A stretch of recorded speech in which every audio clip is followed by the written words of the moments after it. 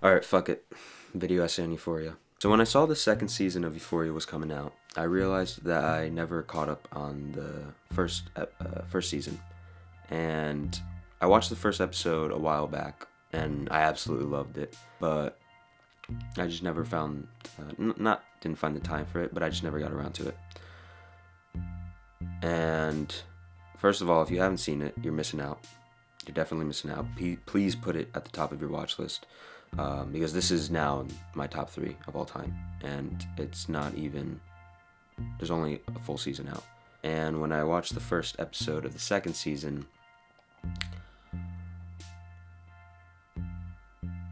I was floored.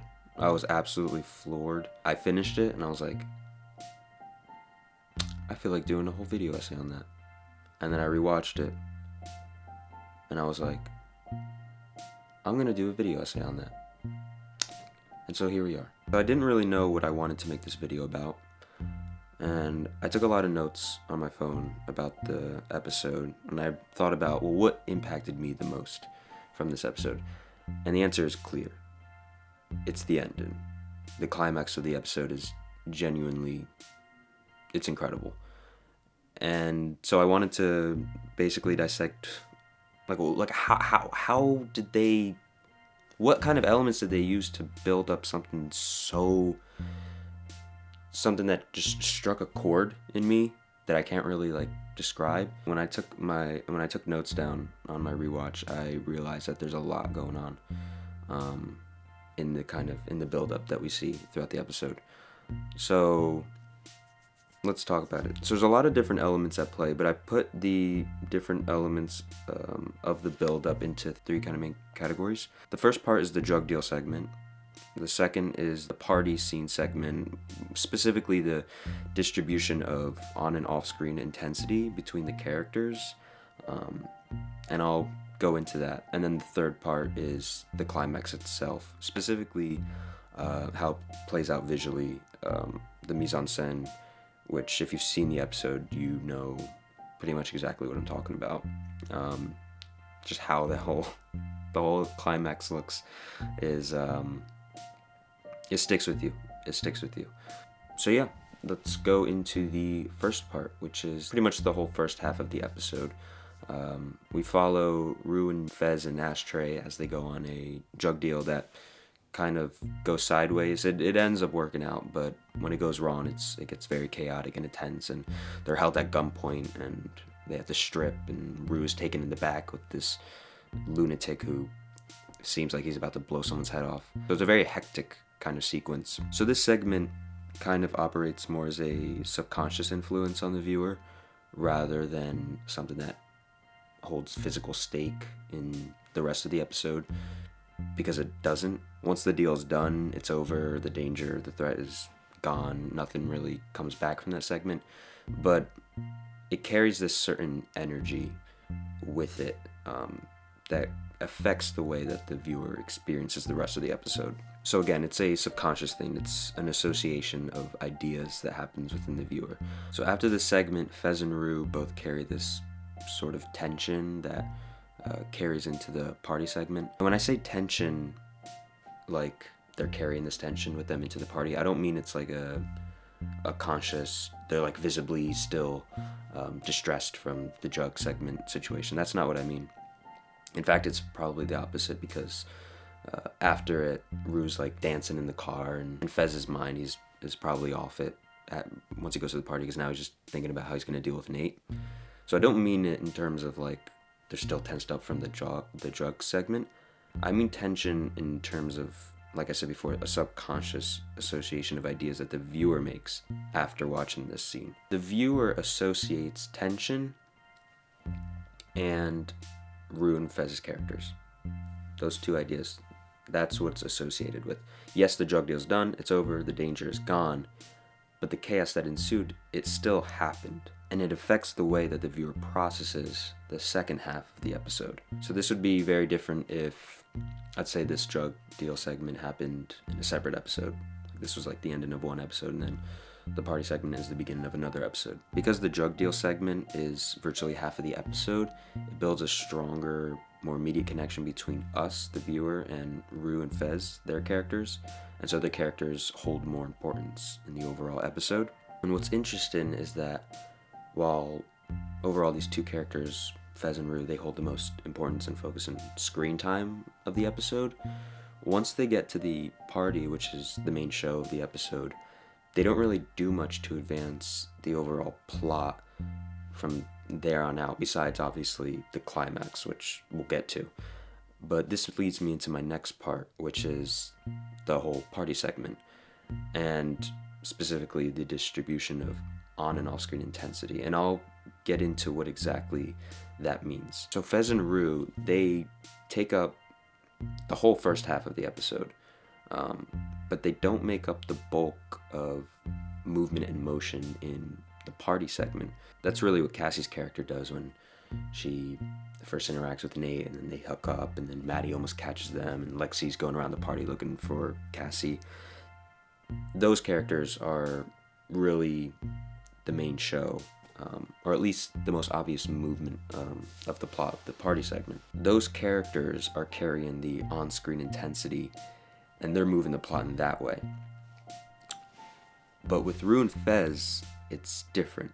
Fez and Nate share a few looks back and forth, but that's it. But that's all we need. It's perfect. It sustains the tension, and it keeps reminding us of what we're waiting for, of what feels inevitable, what's going to explode by the end of this episode.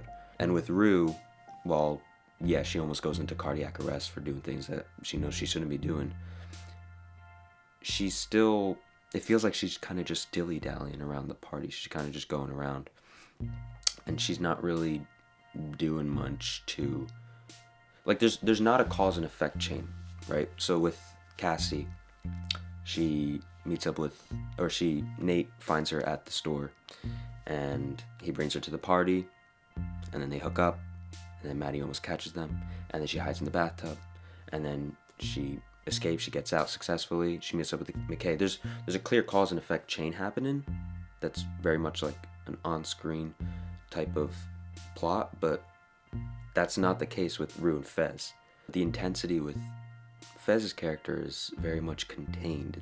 It's within him. That's perfect because that's all you need, really. It's that anticipation that's kind of boiling throughout the episode. He's just sitting there on a couch, but we know he's about to beat someone's fucking ass. It's a very interesting writing decision to make, to have these characters who were the main focus of the first half of the episode now take a hop in the backseat in terms of the plot influence, in terms of the plot that is immediate and moving in front of our faces on screen. But it's actually part of what makes the climax so good. The writers can do this because of what has already been set up by previous episodes. We already know, or we're anticipating something to happen between Rue and Jules, and same goes for Fez and Nate. Rue and Fez don't have to do anything to sustain a tension. They don't have to have these kind of back and forths between different characters and go from here to there. Like, yeah, Nate and Fez, they share those looks, but that's really nothing compared to what we see these other characters doing in the episode. I really think having these characters kind of just sit around, Fez and Rue, is probably the best way to build up that anticipation for the viewer. Because we're kind of just sitting there and we're being teased, and we're not really getting any clues as to how everything's going to unfold. We're kind of just forced to sit there without anything physically leading to something we can grab onto. Like, oh, this is happening, this means, oh, this will probably happen. Like, Fez is just sitting there on the couch. Rue and Jules, they really don't interact until the end when Jules finds her at the campfire. With Cassie's subplot, there's movement in the plot and specific turning points. With Rue and Fez's characters, we're kind of just forced to sit there and soak in the anticipation and desperately wait for some kind of inevitable climax to happen, which, when it does happen, let's talk about it. Let's talk about that climax. The execution is fucking incredible. I think a huge part of what makes it so good is that it's like it's almost like the greatest emotional climax of the entire show. Like Rue and Jules, that kissing shot. It's like that is combining with the greatest physical climax of the show, which is like this anticipation to see what the fuck Fez gonna do after Nate basically raided his house. And the two are like combined, and so it's just so much to handle as a viewer.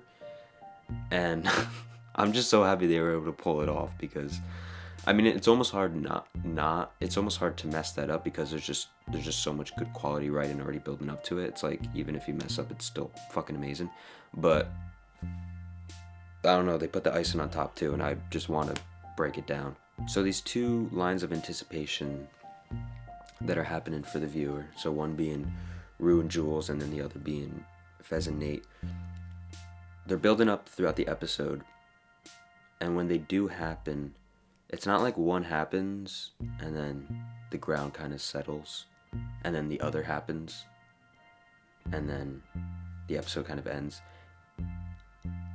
They happen like at the same time. Like, we are thrown into that scene of Fez going up to Nate as we're still processing this emotional explosion between Rue and Jules. And it's so genius from a writer's perspective to do this, because they know exactly how to capitalize off tension. It could have played out where Rue and Jules have that scene together, and then, you know, maybe they talk a bit more or something, and then Fez takes off his shirt and he gets ready to go up to Nate.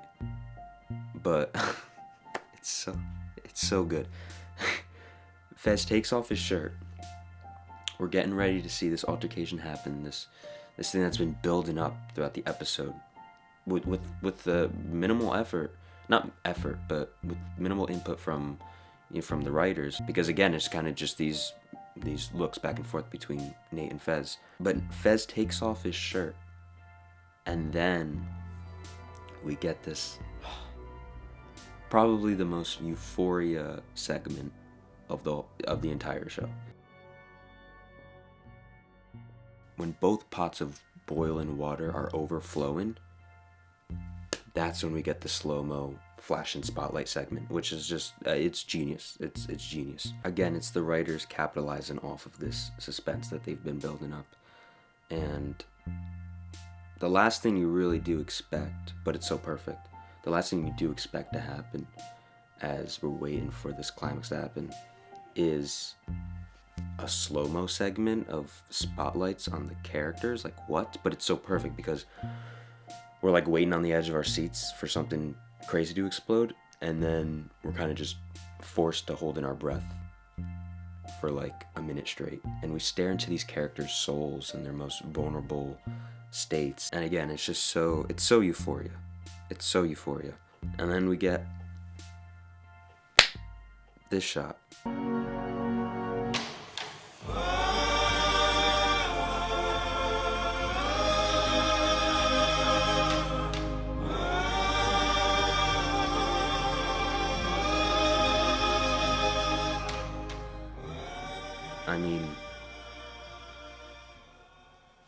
I mean, come on. It's fucking beautiful. Just seeing the silhouettes of the faces with that light in the back just represent, it's that light that's exploding in between the two characters, and not seeing the details of their face, just seeing the silhouettes. It's like this, all of the emotion is contained in that light in between them. It's, oh my god, it's poetry in motion. It's genius. God, I fucking love this climax. And just when you think it can't get better, the show does. At the moment, it's my favorite cut of all time. Oh, is it? It's up there. I'm gonna try and articulate why I love this transition so much. I'm talking about the cut from the kissing shot to the behind the back tracking shot of Fez.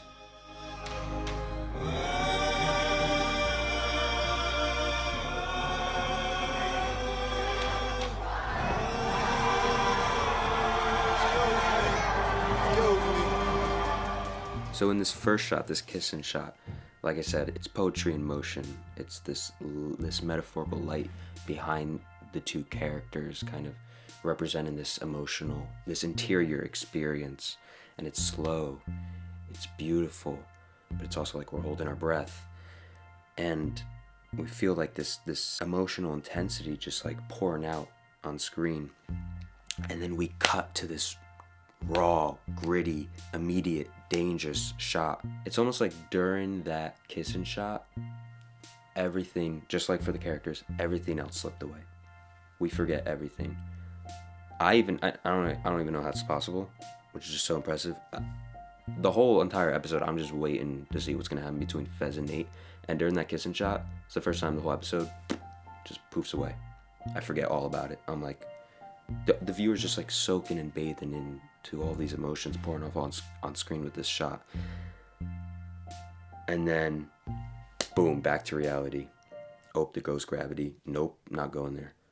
But back to reality. We are reminded of what the fuck we are here to see finish. And, oh my God. I think it's the energy. Well, I kind of just described that, but the distinct energy between the two shots.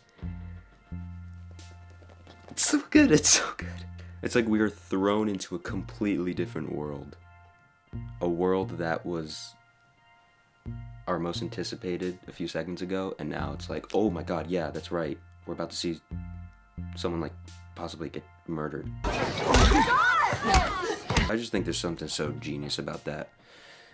The behind the back tracking shot of Fez, that the energy that carries, just disrupting that moment. Not for the characters, but for the viewer. And oh my God. And it's a beautiful shot too. I mean, come on, it's a beautiful shot. It's a beautiful shot. And then Fez rocks his shit. That look he gives to Lexi. It's very smart. It's very... Oh yeah, that was another thing I wanted to talk about. I love what they did with Fez's character in the middle.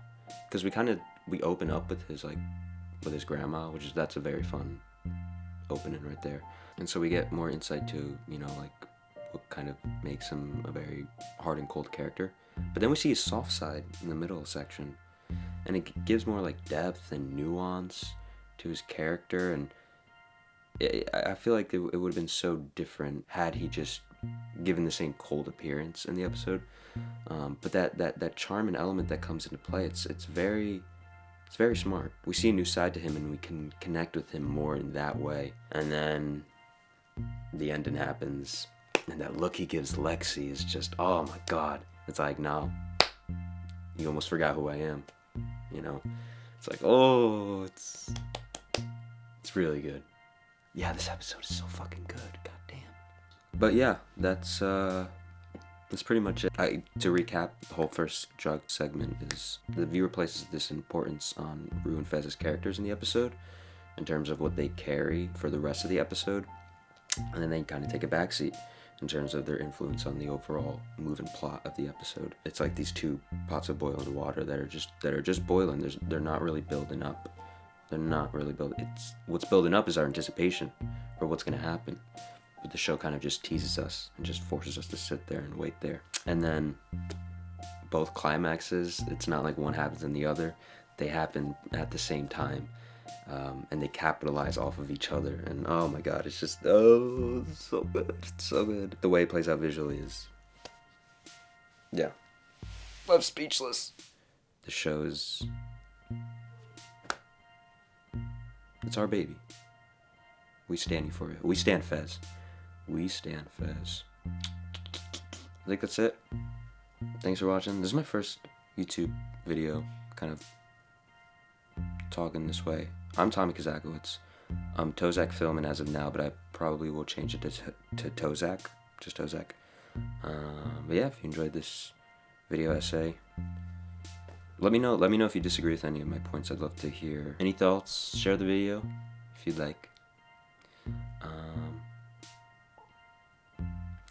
Have a nice life.